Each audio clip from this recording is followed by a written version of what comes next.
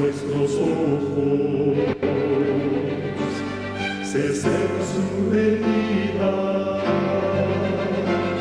se oyen ya los pasos del rey que se aproxima. Tanta ley aún nos queda, denunciar a pueblo y gente que Jesús está volviendo, victorioso y esplendente. Pronto vendrá, Cristo muy pronto vendrá. Pronto vendrá,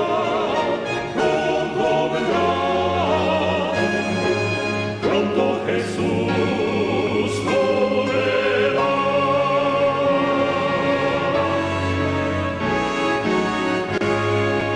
Pronto Estos Jesús. temas de uno de los capítulos bíblicos más difíciles, más enredados, más desconocidos para el pueblo de hoy, puesto que pues es uno de los capítulos a los cuales más la gente como que le huye, ¿no? Por lo difícil y enredado, además de eso por lo histórico.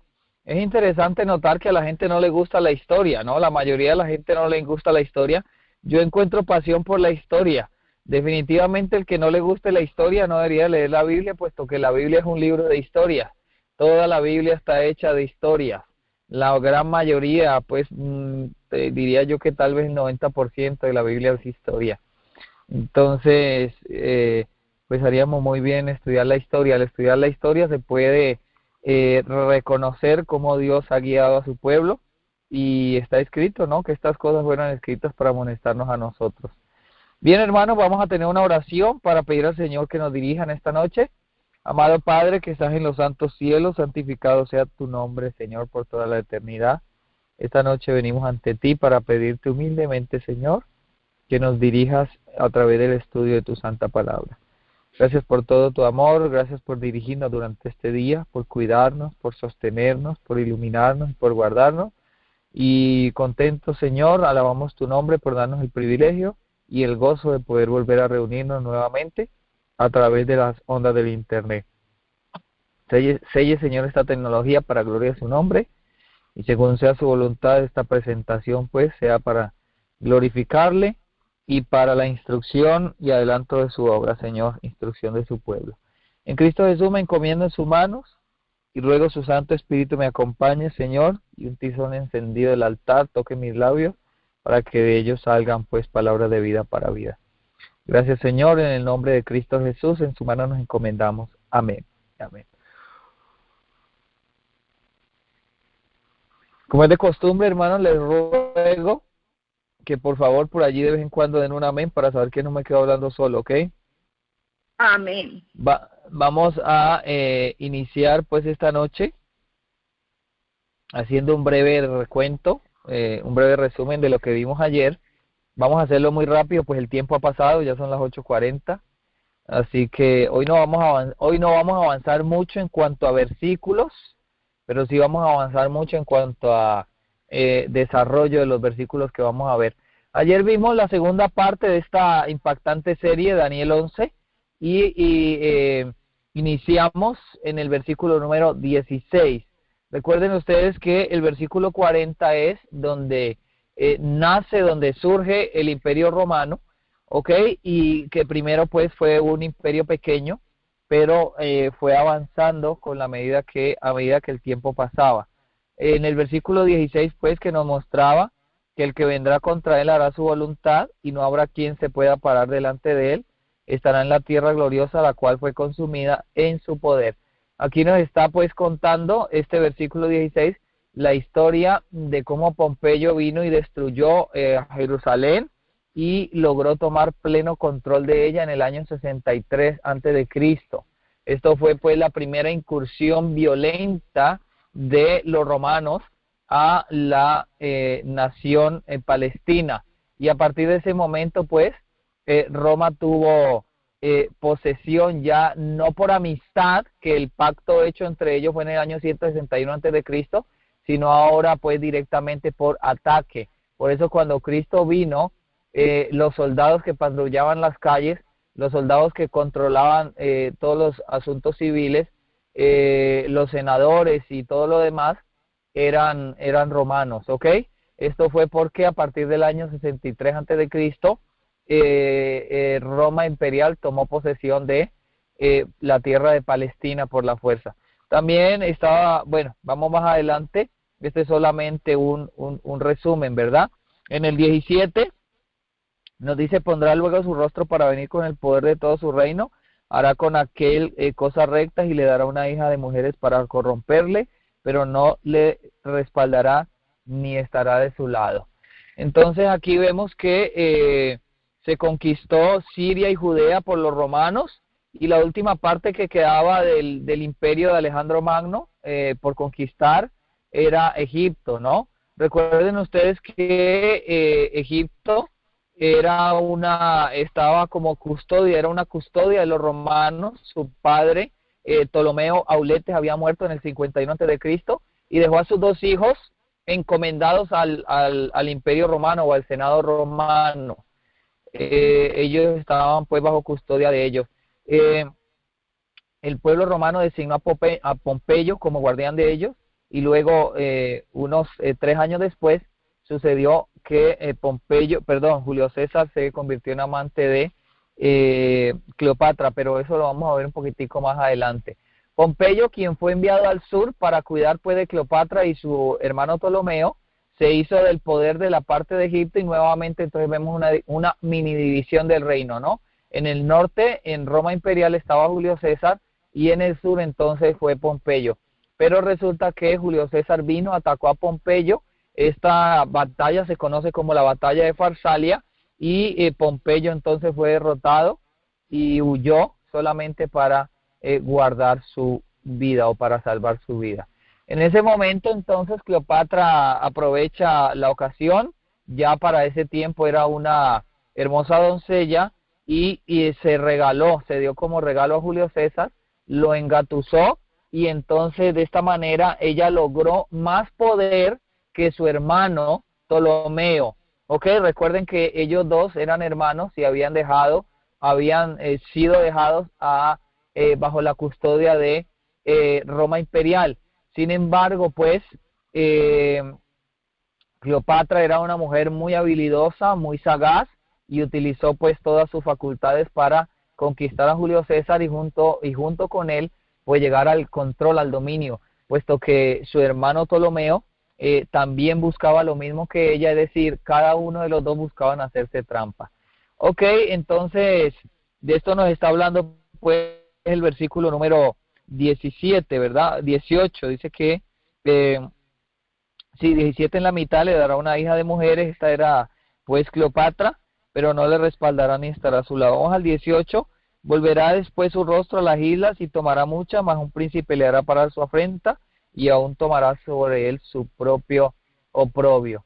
Después de conquistar a Siria al norte y Judea en el centro y Egipto al sur, entonces Roma pues se sentó en el trono del mundo, y después entonces inició algunas campañas para conquistar lo que nosotros conocemos como el norte de África y algunas otras partes allí costeras, ¿verdad?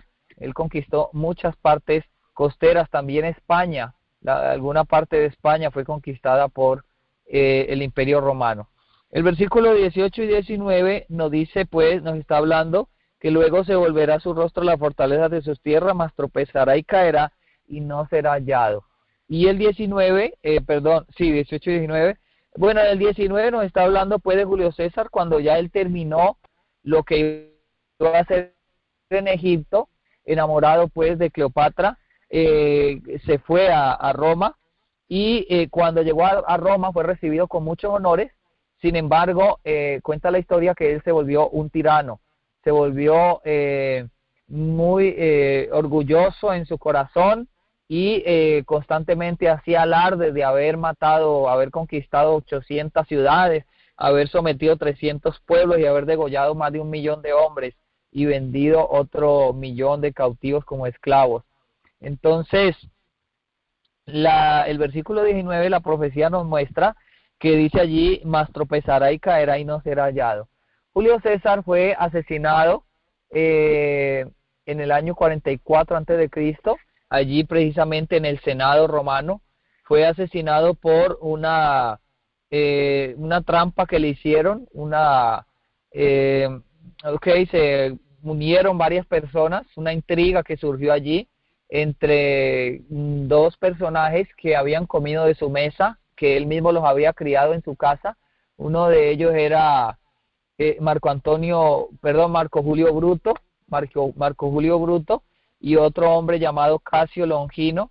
Hicieron pues una estrategia para asesinar a Julio César y lo mataron en el año 44 antes de Cristo. Así entonces finalizó la vida de Julio César con el acerto que nos da allí, mas tropezará y caerá y no será hallado. El versículo 20 nos dice que se levantará en su lugar un recaudador de impuestos en la gloria del reino, pero a los pocos días será destruido, no en enojo ni en batalla. Decíamos pues que este gobernador, era precisamente Augusto, ¿verdad? Augusto o Octavio, se llamaba Octavio, pero le colocaron Augusto, le dieron el título de Augusto y se conoce en la historia como Augusto el exactor. Si ustedes decíamos ayer que si ustedes van a Lucas 2:1, Lucas 2:1 al 3, van a encontrar que ese hombre que dio esa orden o esa ley para hacer ese censo allá en Judea, recuerden ustedes el censo cuando Cristo era un bebé, era este hombre, era Augusto el exactor. Así que este era el emperador cuando Cristo nació, Augusto el exactor. Entonces ustedes pueden marcar algo aquí muy interesante. El versículo 20 es el momento en que Cristo nace, ¿ok? Es el momento en que Cristo nace. Ahora dice que en los pocos días será destruido, no en enojo ni en batalla. Augusto el exactor murió a los 76 años de edad a causa de una enfermedad. Murió en su cama. Ok, entonces vamos a continuar. Recuerden, estoy haciendo solamente un resumen, no puedo tocar mucho esto porque se nos pasa mucho el tiempo. El versículo 21 nos dice que en su lugar se levantará un hombre vil. Ok, este hombre vil es el siguiente emperador que se conoció como, o se llamaba Tiberio Claudio Nerón, pero fue conocido como Tiberio Julio César, ¿ok? Tiberio Julio César. Y yo le decía ayer que este hombre es el que ya está en Lucas 3:1. Recuerden ustedes que el exactor, Augusto el exactor, está en Lucas 2 y el siguiente emperador está en Lucas 3:1. Es Tiberio Julio César. Bien, les contaba yo que en honor a este hombre, Julio César o Tiberio Julio César, fue que se le puso el nombre al mar de Tiberias. ¿Se acuerda el mar de Tiberias que se menciona en los evangelios? Bueno, es precisamente por este hombre, Tiberio Julio César. Tiberio Julio César fue emperador del 18 de septiembre del año 14 hasta su muerte el 16 de marzo del año 37. Esto nos dice pues que más bien la profecía en el versículo 22 nos dice que con los brazos de inundación serán inundados delante de él y serán quebrantados, y aún también el príncipe del pacto. En este versículo 22 está la muerte del príncipe del pacto, es decir, la crucifixión de nuestro Señor Jesucristo. Ustedes lo pueden entrelazar de una manera magistral, uniéndolo con Juan capítulo 19, todo el capítulo 19, ustedes van a ver una presión del pueblo judío hacia Poncio Pilato para que crucificara a Cristo.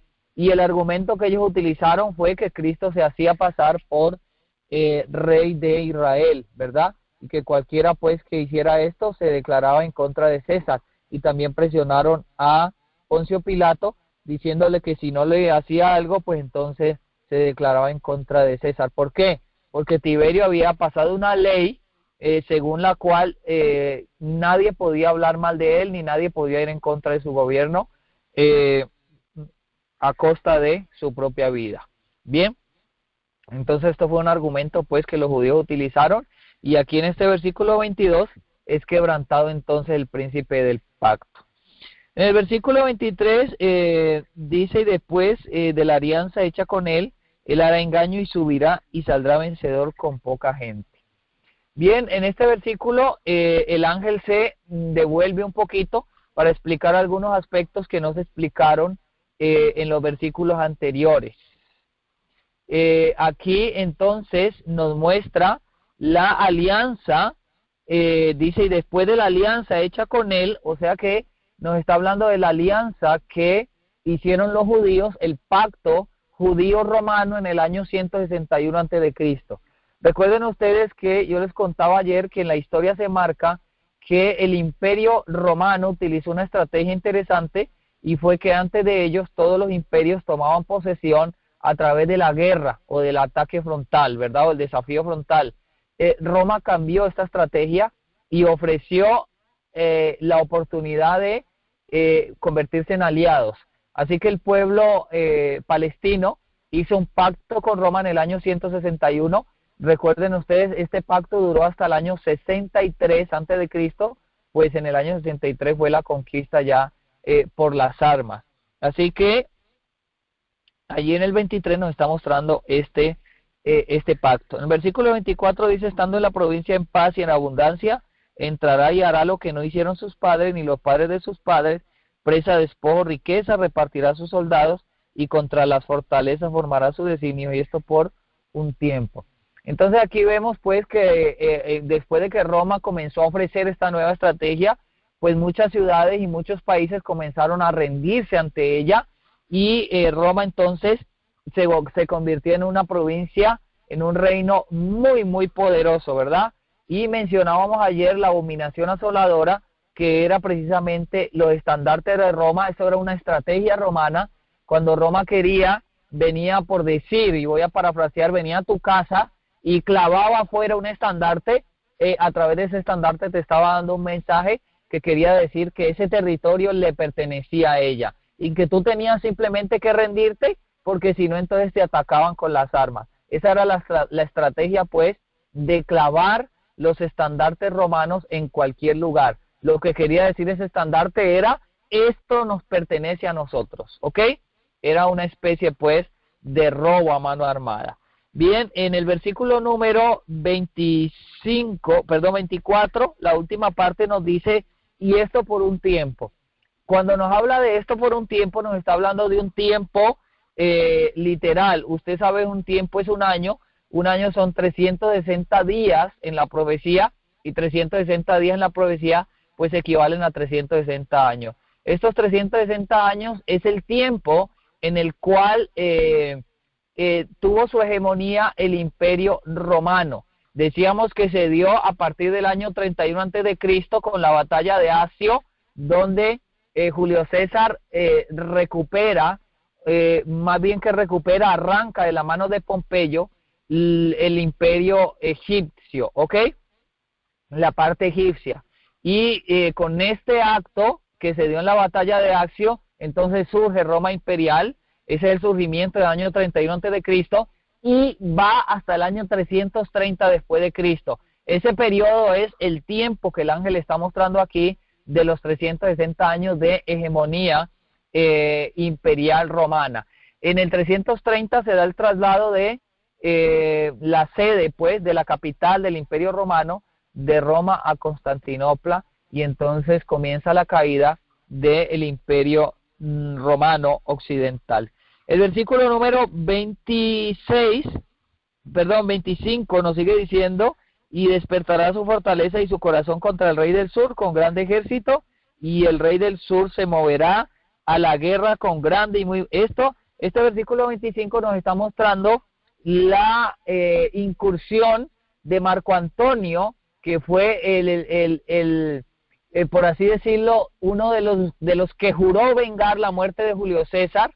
Marco Antonio era parte del triunvirato que siguió después de Julio César en el gobierno del imperio, y él compartió el gobierno con Octavio y con un hombre llamado Lépido, ¿ok? Octavio se convirtió en el siguiente emperador del Imperio Romano después de Julio César, y Marco Antonio fue enviado a Egipto para tomar el control de esa zona.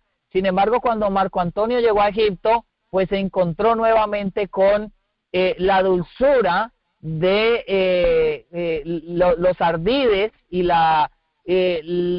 bueno, todos los atributos de Cleopatra. Cleopatra volvió y lo sedujo, y entonces Marco Antonio comenzó a celebrar triunfos en nombre de Egipto. Y en este momento entonces allá Octavio en Roma se da cuenta de lo que está pasando y viene para tener un encuentro. Entonces se da una batalla entre Marco Antonio y Octavio. Aquí en el versículo 25 nos lo está mostrando. Por eso nuevamente, después de algunos versículos de solamente hablar del rey del norte, este versículo vuelve y nos marca el rey del sur. En este caso entonces el rey del sur sería Marco Antonio y el rey del norte sería Octavio. ¿Ok?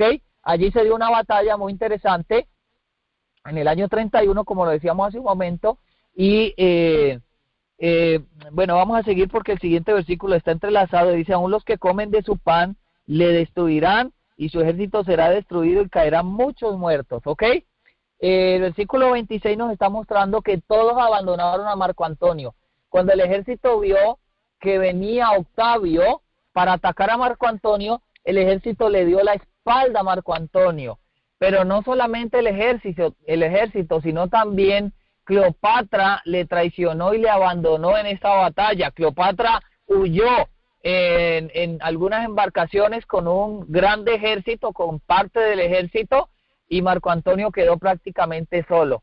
Entonces, allí se cumple pues la parte B del versículo 25, donde dice que le harán traición.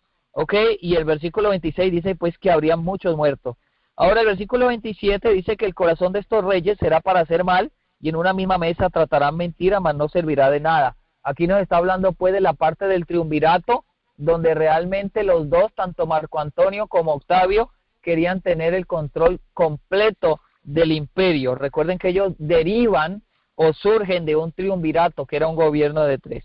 El versículo 28 nos muestra: y se volverá a su tierra con grande riqueza, y su corazón será contra el pacto santo, actuará pues contra este y se volverá a su tierra. Después de que Octavio logró esta grande hazaña de conquistar pues completamente Egipto, ahora inicia un nuevo ataque, y ese nuevo ataque fue contra el pacto santo, es decir, contra el pueblo de Dios. Entonces aquí vemos ese ataque contra el pueblo de Dios. ¿Ok? Cuenta la historia pues que este hombre saqueó Israel en el año 63 y llevó muchísimas riquezas para Roma, la parte norte, o el rey del norte. Bueno, esto fue un pequeño resumen de lo que vimos ayer. Lógicamente, si usted quiere saber un poco más, pues vaya a nuestro tema de ayer. Hoy vamos a ver la tercera parte del capítulo 11 de Daniel. Ayer alguien me preguntó, me hizo la pregunta: pastor, ¿y se va a tocar el versículo 45? Claro que sí lo vamos a tocar. Lo único que ahorita estamos haciendo una serie completa, versículo por versículo. ¿Cuál es el fin?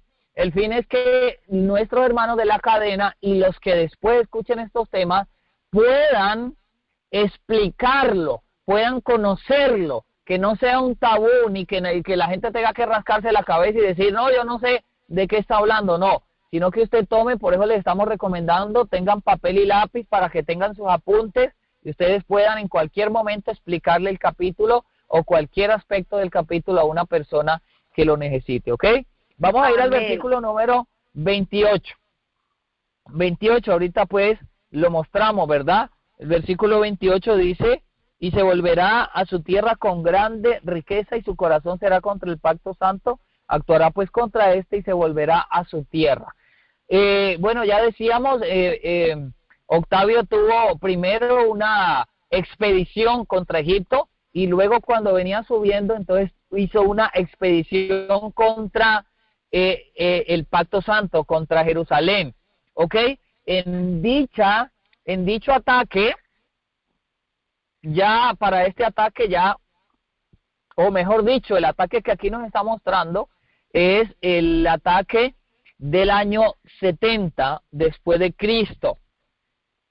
El pacto santo es indudablemente el pacto que Dios había mantenido con su pueblo bajo diferentes formas a través de las diversas eras del mundo. Los judíos rechazaron a Cristo y de acuerdo con la profecía serían cortados todos los que no quisieron oír al profeta, fueron raídos de su propia tierra y dispersados entre todas las naciones de la tierra.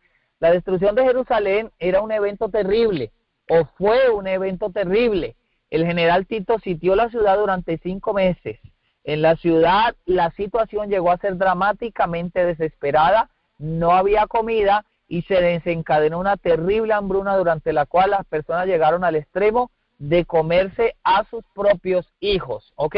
Así que aquí nos está mostrando la destrucción de Jerusalén. Bueno, hubieron dos incursiones romanas, tanto la del año 63 antes de Cristo como también la del año 70. Las dos fueron pues a manos del mismo pueblo. El versículo 29 nos continúa diciendo: al tiempo señalado volverá y vendrá hacia el sur, mas no será la postrera venida como la primera venida. Fíjense que hubo una primera venida. ¿Cuál fue esa primera venida? Pues la venida que acabamos de comentar en el versículo pasado, la venida de Octavio al sur para tomar control pues de Egipto. Esa fue la primera venida. Ahora nos dice que la segunda venida o la postrera venida no sería como la primera venida. ¿Cuál es esa segunda venida de la cual nos está hablando aquí? Recuerden que la profecía nos marcó un periodo de tiempo, ¿ok? Aquí dice al tiempo señalado, versículo 29, parte A. Es decir, vuelve otra vez y nos marca otro periodo de tiempo, o más bien nos recuerda el periodo de tiempo pasado, del versículo número 24 en la última parte. Este periodo de tiempo, decíamos hace un momento, va desde el año 31 antes de Cristo hasta el año 330 después de Cristo. Es decir, la siguiente venida que me está hablando aquí es el traslado ya bajo el gobierno de Constantino, el traslado de Roma imperial, la capital de Roma imperial, de Roma a Constantinopla. Este traslado o esta visita o esta incursión al sur fue mucho menos brillante que la primera. ¿Por qué? Porque precisamente allí en este tiempo, es decir, en el año 330, comienza o empieza la decadencia de Roma imperial y se da la transición para que entonces se levantara el cuerno pequeño. ¿Ok? Eso en el versículo número 29. No olviden, allí está marcando una profecía de tiempo y esa profecía de tiempo equivale a un tiempo que son 360 días literales, y en la profecía o proféticamente hablando serían 360 años. Año 31 antes de Cristo, batalla de Accio, hasta el año 330, traslado de la sede del Imperio Romano de Roma a Constantinopla. Eso es lo que nos está mostrando el versículo 29. Por eso dice que la segunda venida no sería como la primera. Bien, recuerden ustedes, hay aspectos interesantes sobre este traslado. Las primeras incursiones de Octavio fueron grandiosas, fueron gloriosas. Él conquistó a Siria, conquistó Palestina, conquistó Egipto, pero ya el traslado más bien ayudó a la desmoralización y a la ruina del Imperio Romano de Occidente.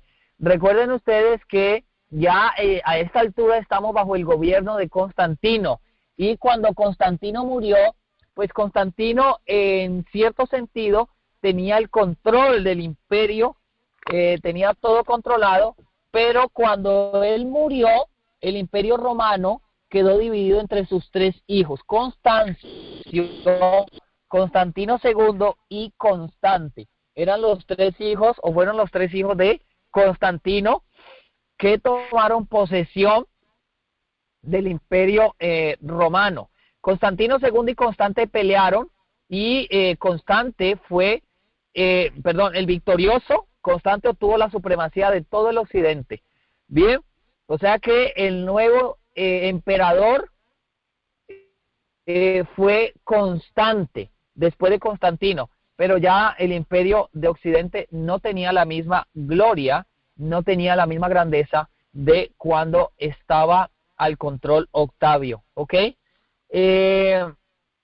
Bueno, ustedes ya conocen, el imperio decayó, el imperio fue en decadencia a partir del año 330 hasta el año 476, que es el año cuando ya pues se marca el fin del imperio romano de Occidente. El versículo 30 nos muestra algo interesante, dice, porque vendrán contra él naves de Quitín. ¿Contra él contra quién? Contra el imperio romano, o sea, contra el rey del norte. Vendrán contra él naves de Quitín, y él se contristará y volverá y se enojará contra el pacto santo y actuará contra este, volverá pues y se entenderá con los que abandonen el santo pacto o el pacto santo. La primera parte de este versículo nos menciona un lugar geográfico, ¿ok? Y ese lugar geográfico es Quitim. Vamos a mirar qué es Quitim, ¿ok? Ya pues dijimos que Roma estaba decayendo en su imperio. Constante tomó el control de la parte occidental de Roma, ¿ok? La parte occidental de Roma, y la otra parte pues quedó el otro hijo de Constantino reinando desde Constantinopla. La palabra Quitim aparece 8 veces en el Antiguo Testamento. En Génesis 10:4, por ejemplo, se le da el nombre como a uno de los hijos de Javán.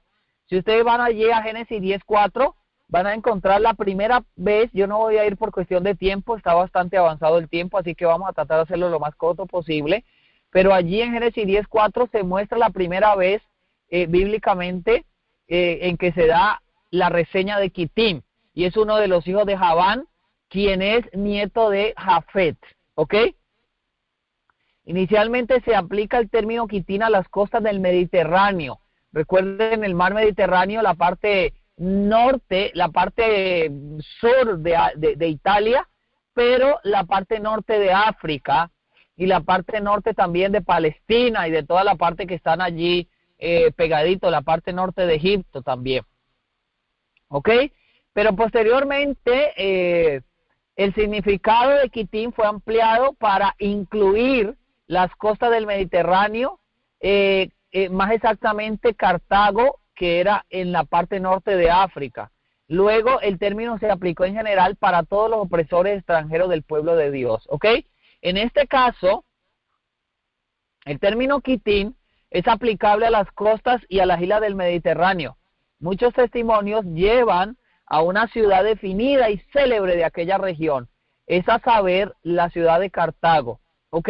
Ahora, la pregunta es si alguna vez el Imperio Romano de Occidente soportó una guerra naval que tuviera Cartago como base de operaciones. Y la respuesta es claro que sí lo tuvo, porque de allí precisamente de Cartago salía un pirata que fue por muchos años el azote del Imperio Romano de Occidente. Y estoy hablando de Gensérico, quien era el rey de los vándalos, ¿ok? Gensérico salía cada vez con su tropa para asolar los océanos y robar, arrancar las posesiones del Imperio Romano de Occidente. Acuérdense ustedes que Gensérico, según la interpretación de los pioneros, es la segunda trompeta de Apocalipsis 8:8, ¿ok? La segunda trompeta de Apocalipsis 8:8 en la interpretación de los pioneros es precisamente Gensérico, quien era rey de los vándalos. El conflicto con los vándalos era un enorme problema para el Imperio Romano. En el año 455 después de Cristo, invadieron la ciudad de Roma y la saquearon. A pesar de esa invasión, el conflicto con los vándalos se desarrolló principalmente en las costas mediterráneas. Recordemos, es importante, que fue Roma la que antes controlaba el norte de África y las costas del Mediterráneo, desde que Julio César las había conquistado y anexado al Imperio Romano unos 50 años antes de Cristo. En Daniel 11:18 lo veíamos. Pero todo esto cambió para Roma cuando los vándalos comenzaron sus conquistas y llegaron a establecer una base naval en el norte de África, o sea, en Cartago. Desde ahí partieron periódicamente para devastar y despoblar las costas romanas del norte. El versículo 30 destaca sobre todo la lucha naval, pues menciona las naves de Quitim, ¿ok? Las naves de Quitim. En el tiempo de Daniel, Quitim era el nombre de la isla de Chipre en el Mediterráneo. Y ahora Dios utiliza el símbolo de Quitim para representar el Mediterráneo y el sur, desde donde partieron las naves de los vándalos, con el feroz Gensérico, quien, como mencionamos hace un momento, se hace una reseña a la segunda trompeta, ¿ok? Este hombre vino, asoló con su ejército a Roma, robó muchas veces las naves, ¿ok? Y se robó todo el comercio que iba para Roma imperial,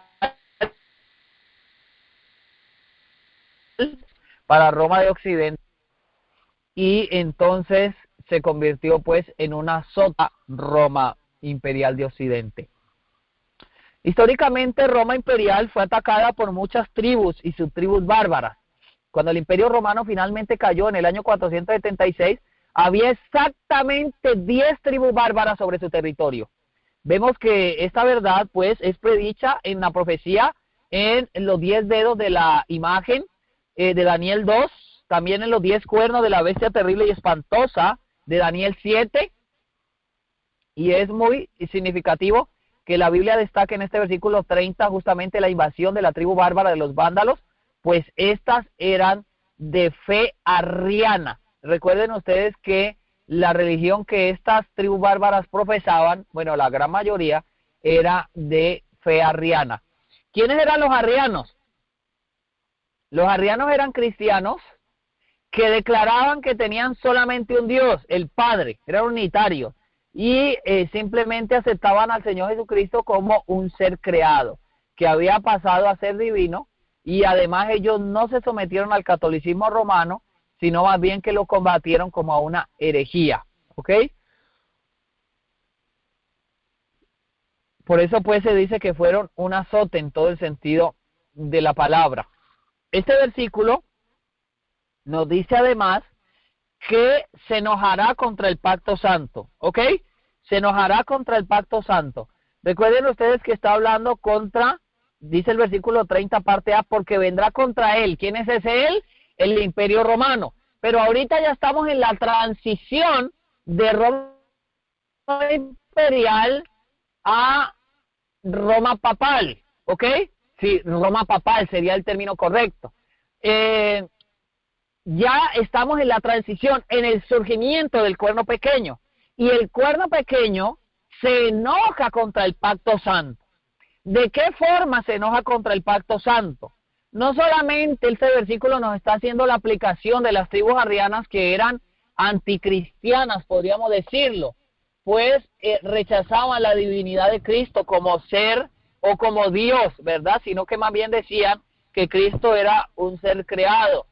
Pero también Roma papal se enojó contra el pacto santo, en el sentido de que indudablemente Roma papal inició las tentativas para destruir el pacto de Dios por los ataques dirigidos contra las sagradas escrituras, que es el libro del pacto, ¿ok?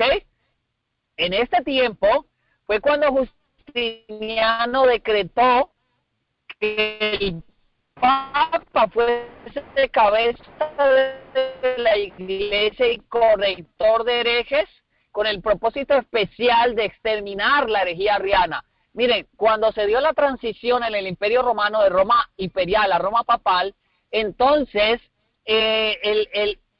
la cabeza de la iglesia, que era el Papa, obtuvo mucho poder militar.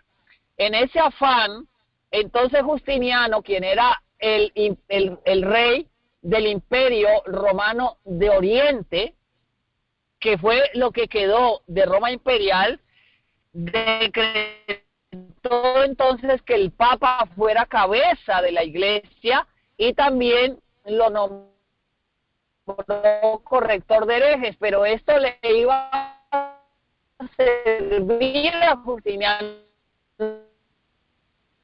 ¿no? ¿Para qué? Porque como el Papa tenía cierto poder militar, entonces para que el Papa se encargara también de exterminar esas tribus bárbaras que estaban siendo molestas para el Imperio Romano. Y esto pues claro también iba a beneficiar a Justiniano, por supuesto. Pronto se llegó a considerar la Biblia por la influencia católico-romana o por la influencia papal, se llegó a considerar la Biblia como un libro que no debía ser leído por el pueblo vasco. Esto tan personal.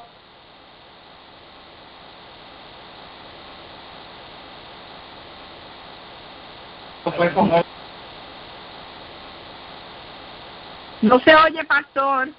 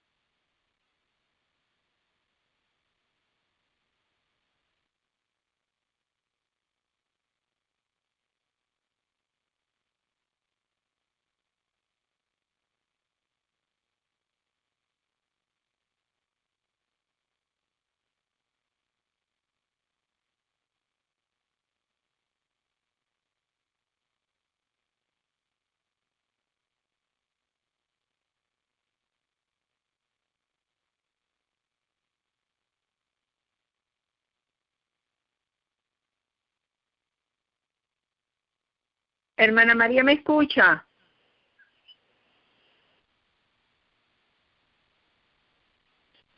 Hermana María, ¿me escucha? Sí, le escucho, hermana. Se le cayó la llamada al pastor, ¿verdad? Sí. Sí, se le cayó la llamada, hermana. Ese es un problema. Téngame una partecita especial en lo que le escribo. Bueno, hermana, permítame un momentito. Gracias. Pendiente, ok.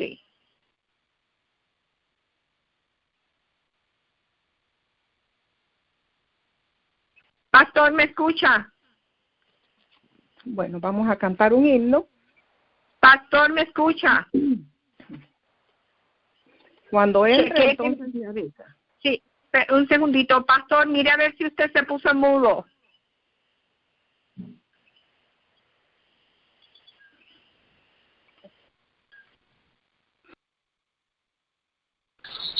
Aló, Pastor, ahora ¿me sí, escucha? ahora sí. Sí, ahora sí, pero estoy aquí. Amén. Sí, pero, pastor, óigame, tengo que ponerlo en mudo.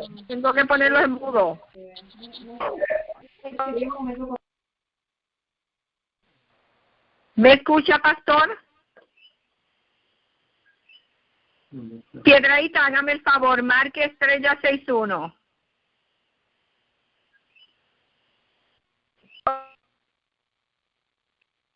¿Me escucha, Piedradita?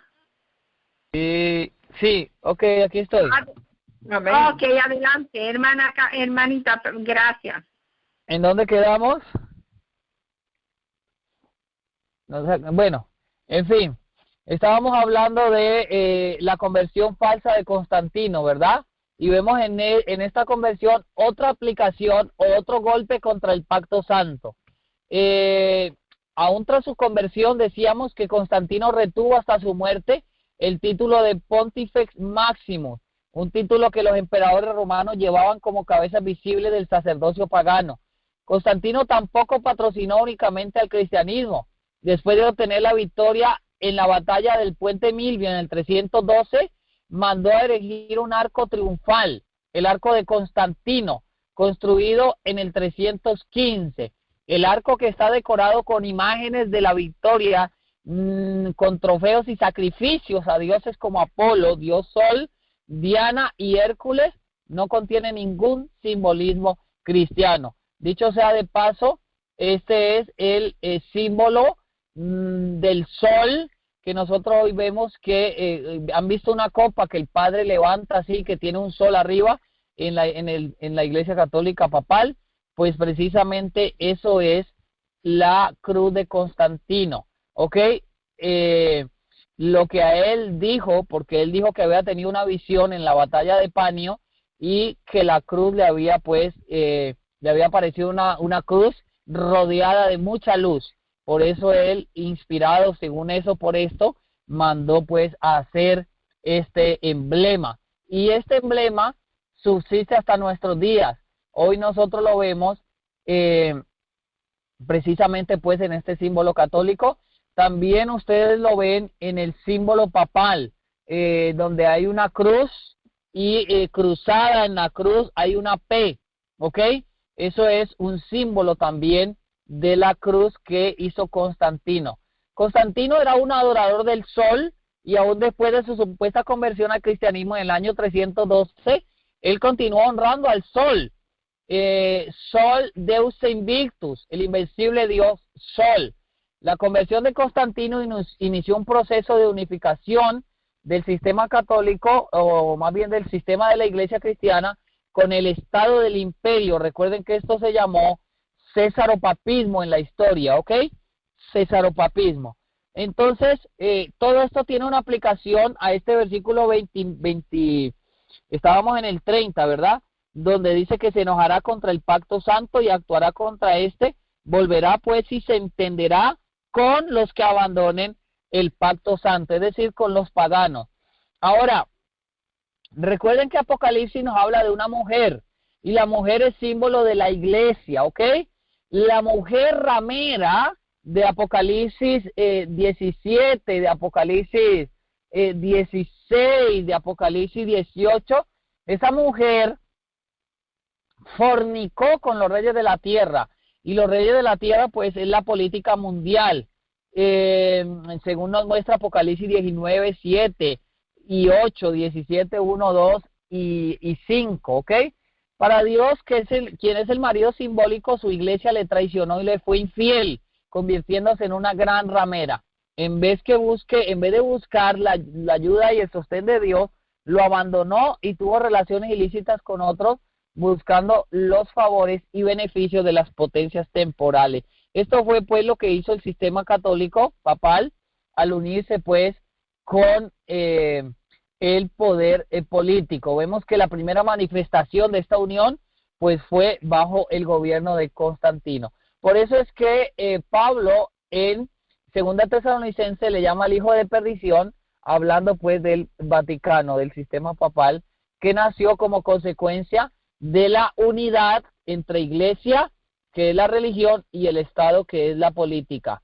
¿Ok? Por eso es un hijo bastardo de la gran ramera. Además de eso, mis amados hermanos, quiero puntualizar y hacer una reseña de la forma en que este sistema se enojó contra el Pacto Santo. En el año 313, el emperador Constantino reconoció oficialmente el cristianismo, entre comillas, confirmándolo mediante el edicto de Milán en el año 313. En el año 380 se proclama al cristianismo como religión oficial del Imperio Romano mediante el edicto de Tesalónica. Esto fue en el año 380. En el año 321, Constantino dio instrucciones para que los cristianos y los no cristianos debieran estar unidos en la observancia del venerable Día del Sol. Las monedas todavía llevarían los símbolos del culto al sol, Sol Invictus, hasta el año 324. Incluso cuando Constantino dedicó la nueva capital de Constantinopla, que se convertiría en la sede de la cristiandad bizantina durante un milenio, lo hizo usando la diadema de rayos del sol, del sol de Apolo. De esta manera Roma impulsó al día del sol de su pagano dios solar como nuevo día de descanso al cristianismo. Esto fue en el año 321. El 7 de marzo del 321, Constantino emitió la primera ley dominical que decía que todos los jueces y todos los habitantes de la ciudad y todos los mercaderes artesanos descansaran en el venerable día del sol, ¿ok? En el año 321 el emperador romano Constantino emitió la primera ley cristiana respecto al día de reposo, estableciendo el primer día de la semana como día venerable de la cristiandad. En el año 364 se dio el concilio de la Odisea, en el cual se incluía en el canon 29 el no descansar el día Shabbat o sábado. En el año 364 fue el reconocimiento, pues, o más bien el decirle a los feligreses que no se preocuparan por descansar el sábado, que ya eso no estaba vigente. En el año 388, el emperador Teodosio cambió el nombre de 10 solis, que significa día del sol en latín, a 10 dominicus, que significa día del Señor o domingo, para que no sonara, según él, tan pagano. En el año 451, el concilio de Calcedonia aprobó el canon del concilio de la Odisea en el año 364, haciendo de este un canon ecuménico. ¿Ok? Cuando Roma era pagana, crecía y prosperaba durante siglos, pues no tenía la luz de la verdad de la palabra de Dios. Si la unión del cristianismo con el papado, con el pagano imperio romano hubiese sido una cosa buena, entonces Dios hubiese bendecido a Roma, pero ocurrió justamente lo contrario. Dios retiró entonces toda protección y bendición cuando se fusionaron el cristianismo apóstata con el paganismo romano en la fornicación apocalíptica mediante Constantino y Teodosio. Al unirse la iglesia de Roma con el Estado, entonces se convirtió en la gran ramera.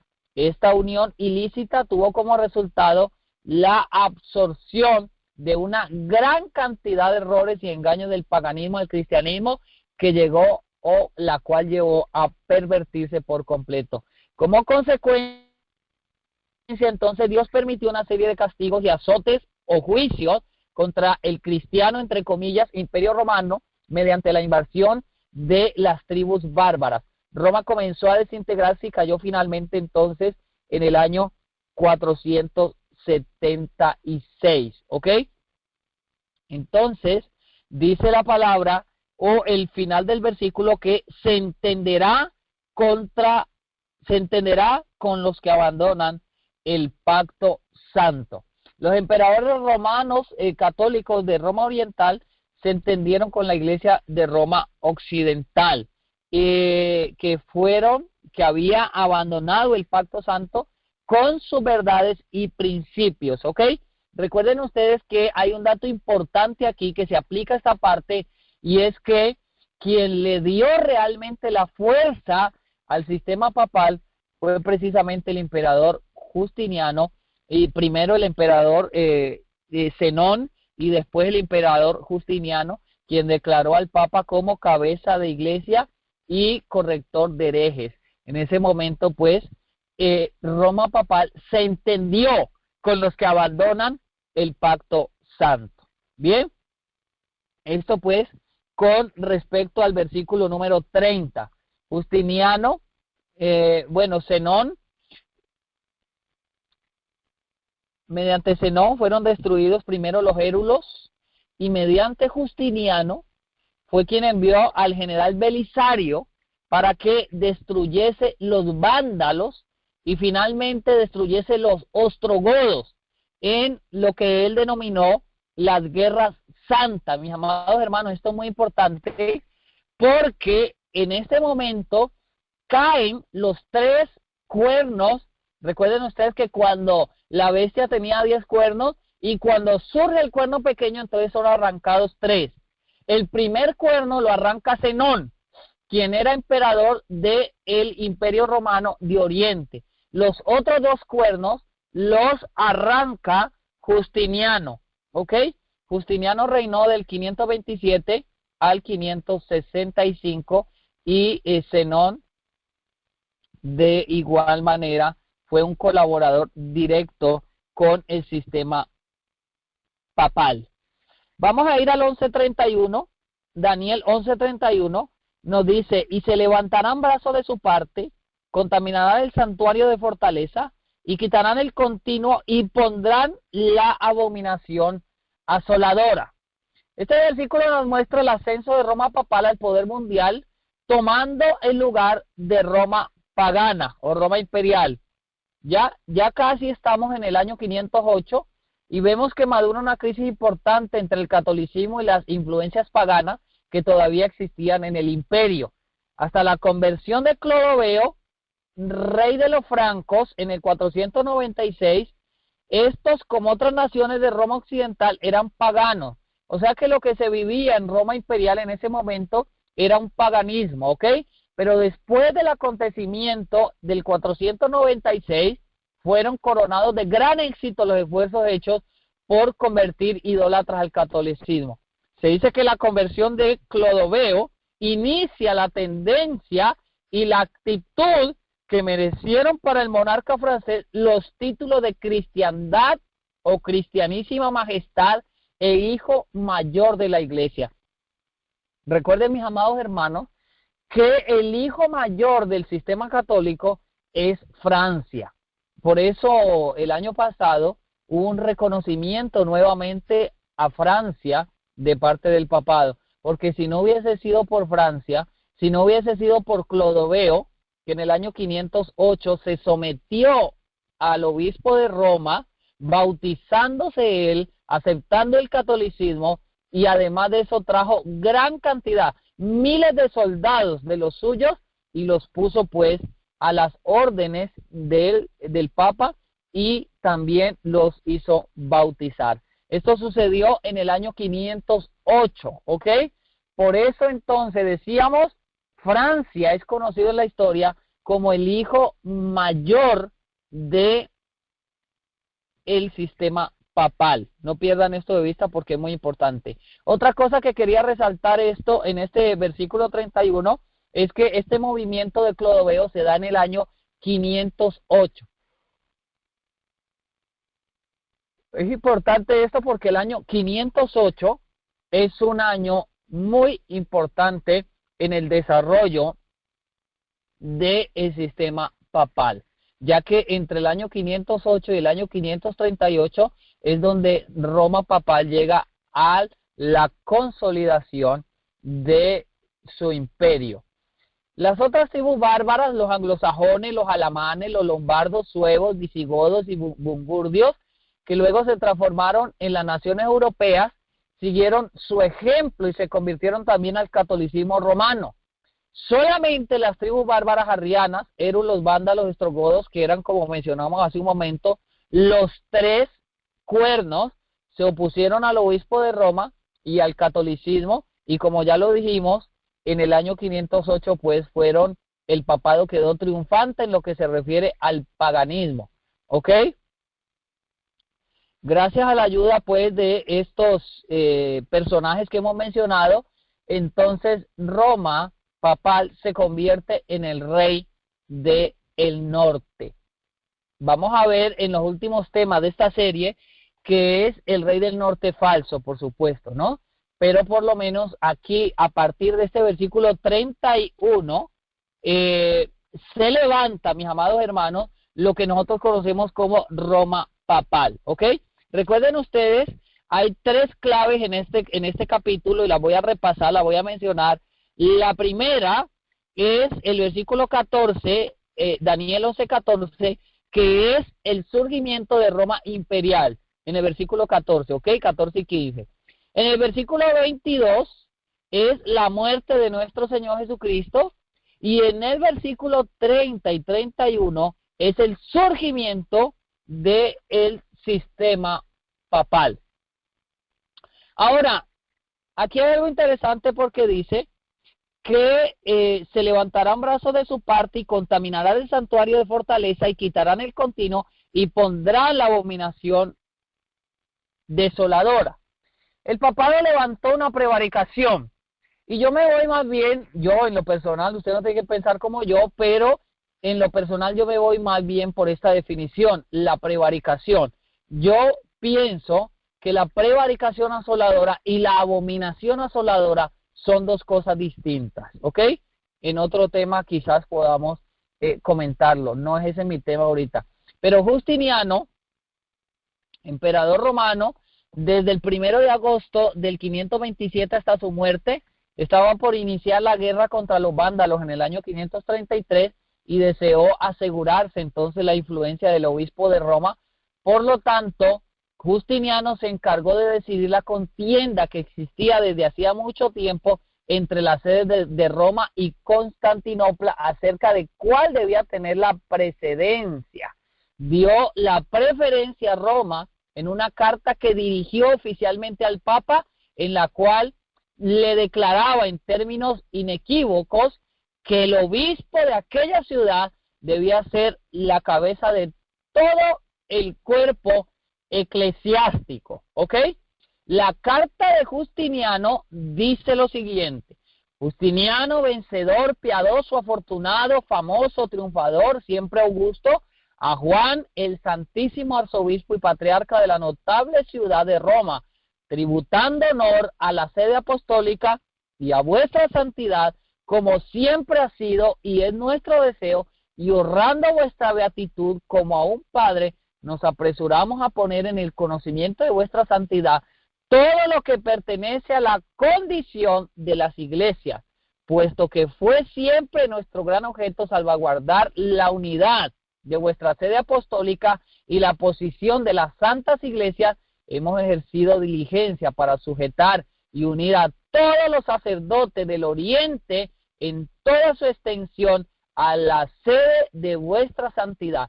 Es decir, Justiniano aquí estaba reconociendo al sistema papal como el único, el sistema papal de Occidente, como el único genuino regidor de todo lo que tenía que ver con religión.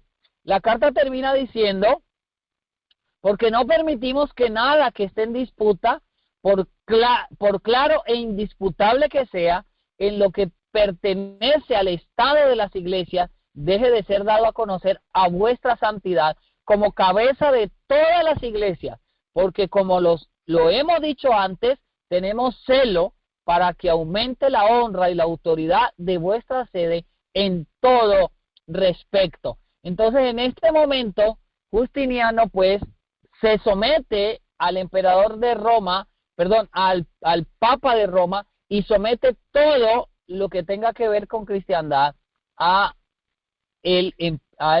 Papa de Roma. ¿Ok? El versículo dice que contaminarán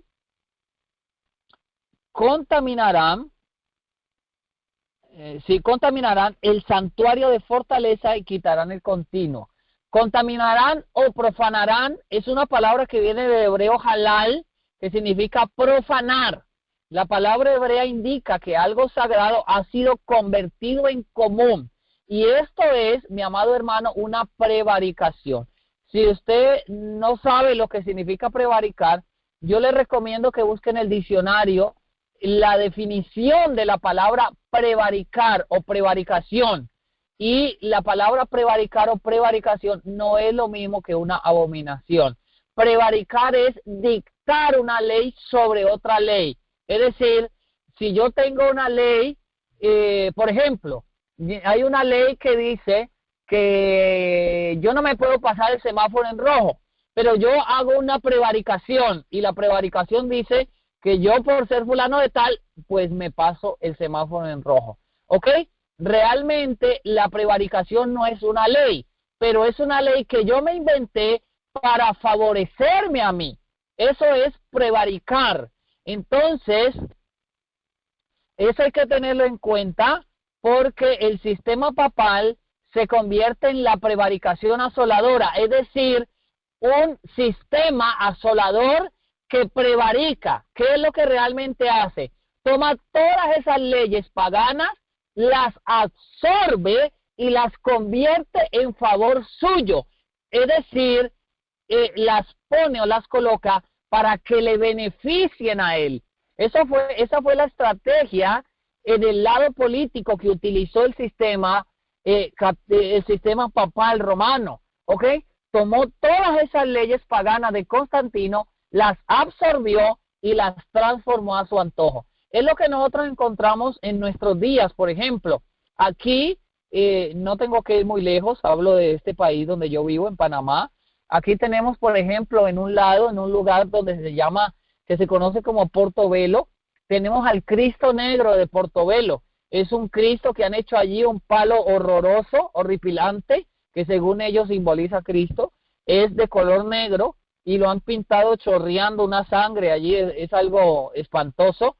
Y la adoración de este lugar, o la adoración en este lugar, es una adoración muy distinta a las provincias centrales donde este servidor vive ahora. Acá se da una adoración distinta. Acá hay otro Cristo que se llama el Cristo de Atalaya, en otro lugar muy famoso aquí en Panamá que se conoce como Atalaya. Entonces, ese también es reconocido, pero yo tuve la oportunidad de estar en Brasil, por ejemplo, y allá hay otra que se conoce como la Virgen de Aparecida. Esa Virgen de Aparecida cuenta la historia que unos pescadores la pescaron en una atarraya y pescaron, creo que fue el cuerpo, no me acuerdo si fue la cabeza, y por eso le llaman la Virgen de Aparecida, porque la otra parte nunca apareció. Por eso le dicen la Virgen de Aparecida.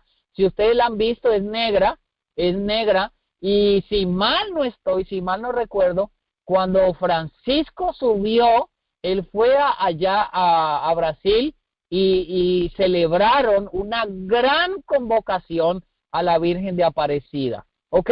Entonces, ¿qué es esta estrategia? Esta estrategia es una prevaricación, es decir, absorber las costumbres del pueblo y prevaricar, dictar una ley en favor de esa costumbre con el fin de robarme el favor del pueblo y seguirlos engatusando en la traducción, en la tradición, ¿ok?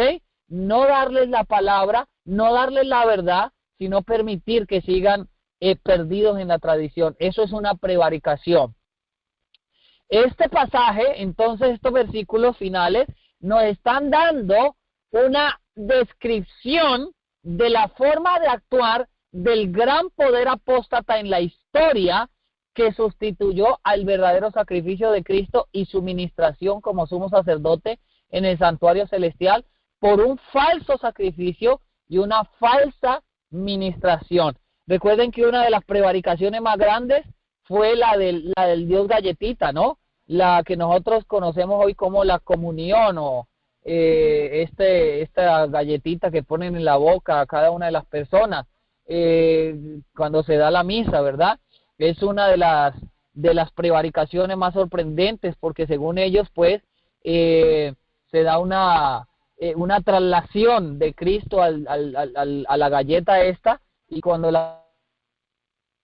es como comer el cuerpo de Cristo. Esto es pues una prevaricación sorprendente, un anatema y una abominación sorprendente contra nuestro Señor y Salvador, el Señor Jesucristo, que vive y reina para siempre.